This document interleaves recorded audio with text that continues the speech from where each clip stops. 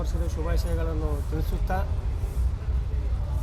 ಈಗ ಅತಿ ಹಿಂದುಳಿದ ಎಲ್ಲ ಸ್ವಾಮೀಜಿಗಳ ಮುಖಾಂತರ ನಾವು ಸಂದೇಶ ಕೊಡುವುದೇನೆಂದರೆ, ಇವತ್ತಿನ ಈ ಹೊಸ ವರ್ಷದ ಶುಭ ಸಂದರ್ಭದಲ್ಲಿ ಅತಿ ಹಿಂದುಳಿದ ಎಲ್ಲ ಸಮಾಜದ ಸ್ವಾಮಿಗಳ ಒಂದು ಕುಂದುಕೊರತೆ ನೋವುಗಳು ಏನಿದೆ ಅಂದರೆ, ಆಯಾ ಸಮಾಜದಲ್ಲಿ ಒಬ್ಬರನ್ನು ರಾಜಕೀಯವಾಗಿ ಇಲ್ಲ. ಒಂದು ಗ್ರಾಮ ಪಂಚಾಯತಿ ಆಗಲಿ, ಜಿಲ್ಲಾ ಪಂಚಾಯತಿ ಆಗಲಿ, ತಾಲೂಕು ಪಂಚಾಯತಿ ಆಗಲಿ, ಹಾಗೂ ಮೇಲ್ಮನೆ ಆಗಲಿ, ಕೆಳಮನೆ ಆಗಲಿ, ವಿಧಾನಸೌಧ ಎಲ್ಲಿ ಕೂಡ ಒಬ್ಬರು ರಾಜಕೀಯವಾಗಿ ಇಲ್ಲ. ಆದ ಕಾರಣ ಹಿಂದುಳಿದ ಮಠವನ್ನು ಏಳಿಗೆ ಮಾಡಲಿಕ್ಕೆ ಆಗ್ತಿಲ್ಲ.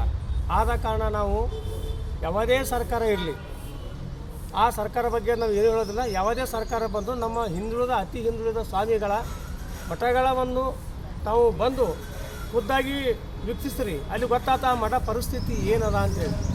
ನಾವು ಏನು ಹೇಳೋಕ್ಕೆ ಇಚ್ಛೆ ಪಡ್ತಾ ಇದ್ದೀವಿ ಅಂದರು, ದೊಡ್ಡ ದೊಡ್ಡ ಮಠಗಳಿಗೆ ತಾವು ಕೊಟ್ಟಂಥದ್ದೇ ಬಜೆಟನ್ನು ಅವರಿಗೆ ಕೊಡ್ತಾ ಇದ್ದೀರಿ. ಯಾಕೆ ತಾರತಮ್ಯ ಮಾಡ್ತಾ ಇದ್ದೀರಿ? ನಾವು ಅತಿ ಹಿಂದುಳಿದ ಸಮಾಜದವರು ತಮಗೇನು ಕಾಣ್ತಾ ಇಲ್ಲ, ಹಾಗೆ ಹಿಂದುಳಿದ ಮಠಾಧೀಶರ ತಮ್ಮ ಕಣ್ಣಲ್ಲಿ ಏನು ಇಲ್ಲ.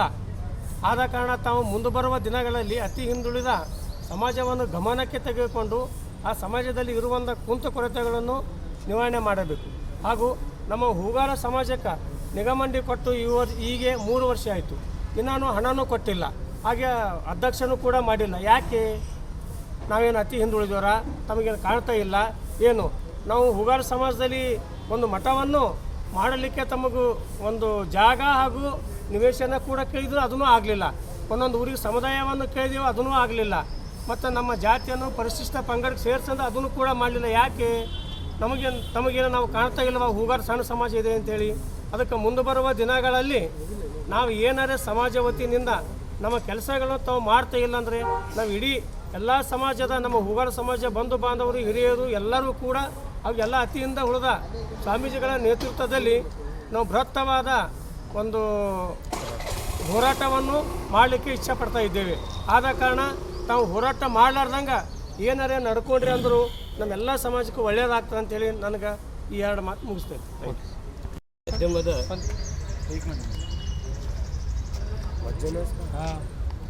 ಮಾಧ್ಯಮದ ಆತ್ಮೀಯ ಬಂಧುಗಳೇ, ಹೇಳಿ ವೇದಿಕೆಯ ಮಾಧ್ಯಮದ ಆತ್ಮೀಯ ಬಂಧುಗಳೇ ಹಾಗೂ ಅಖಿಲ ಹಿಂದುಳಿದ ವರ್ಗದ ಅತಿ ಹಿಂದುಳಿದ ವರ್ಗದ ರಾಜ್ಯಾಧ್ಯಕ್ಷರಾದಂಥ ಪರಮ ಪೂಜ್ಯ ಶ್ರೀ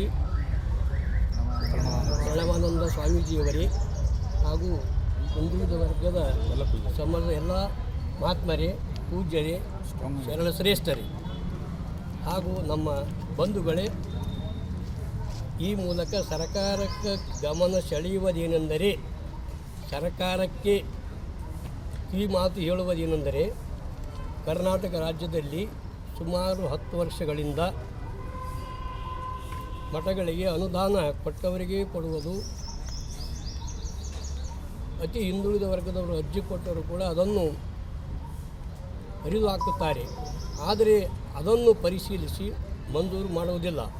ಆದ ಕಾರಣ ಮುಂಬರುವ ಬಜೆಟ್ನಲ್ಲಿ ಮಾನ್ಯ ಮುಖ್ಯಮಂತ್ರಿಗಳು, ರಾಜ್ಯಪಾಲರು ಹಾಗೂ ಶಾಸಕರು, ಸಚಿವರು, ಸಭಾಪತಿಗಳು ಮುನ್ನೆಚ್ಚರಿಕೆಯಿಂದ ಒಟ್ಟಾರೆ ಎಲ್ಲ ಸಮಾಜದ ಎಲ್ಲ ಅತಿ ಹಿಂದುಳಿದ ವರ್ಗದ ಸಮಾಜದ ಮಠಗಳಿಗೆ ಅನುದಾನ ಕೊಡಬೇಕು.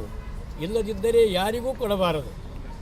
ಇದು ನಮ್ಮ ಒಂದು ನಿಲುವು ಆಗಿರುತ್ತದೆ. ಒಂದು ವೇಳೆ ಒಂದು ಕಣ್ಣಿಗೆ ಸುಣ್ಣ, ಒಂದು ಕಣ್ಣಿಗೆ ಬೆಣ್ಣೆ ಆದಂತೆ ಕೆಲವು ಜನರಿಗೆ ಕೊಟ್ಟು ಕೆಲವರಿಗೆ ಕೊಡುವುದು ಬಿಟ್ಟರೆ, ನಾವು ರಾಜ್ಯಾದ್ಯಂತ ಹೋರಾಟ ಮಾಡಿ ಗುಲ್ಬರ್ಗದಿಂದ ಬೆಂಗಳೂರುವರೆಗೆ ಪಾದಯಾತ್ರೆ ಮೂಲಕ ಸರ್ಕಾರದ ಗಮನಕ್ಕೆ ತರಲಾಗುವುದು, ಸರ್ಕಾರಕ್ಕೆ ಎಚ್ಚರ ಕೊಡಲಾಗುವುದು. ಅದೇ ರೀತಿಯಾಗಿ ಮಾನ್ಯ ಪ್ರಧಾನಮಂತ್ರಿಯವರಿಗೂ, ಸೋನಿಯಾ ಗಾಂಧಿಯವರಿಗೂ, ಮಲ್ಲಿಕಾರ್ಜುನ ಖರ್ಗೆಯವರಿಗೂ ಈ ವಿಷಯವನ್ನು ತಿಳಿಸಿ ನಾವು ಮುಂಬರುವ ದಿನಗಳಲ್ಲಿ ಉಗ್ರ ಹೋರಾಟ ಮಾಡಲಾಗುವುದು ಎಂದು ತಮ್ಮೆಲ್ಲರಲ್ಲೂ ಈ ಮೂಲಕ ತಿಳಿಸಲಾಗಿದೆ. ಜೈ ಹಿಂದ್, ಜೈ ಹಿಂದ್.